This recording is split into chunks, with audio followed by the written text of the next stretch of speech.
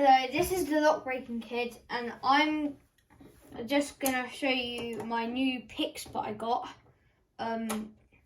Well, there's some Petersons. I don't know what brand this is, but they're still really good. There's some more here. And I got, these are my 5 padlocks that I use to practice picking. So there's some Yale ones. I got an American lock, which is new. I got this not high shackle guard Yale, and this actually paracentric keyway master lock. Then I got the danger locked out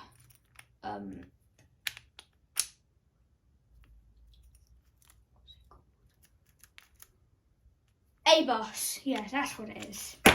Oopsies. And I got a friend, his name's Vector, and he wants to say something. Okay, so this is my pet Vector.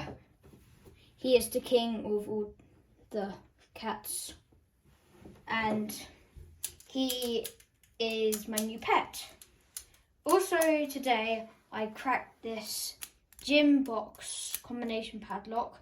The code was 3010 and it was pretty easy. That is all for today.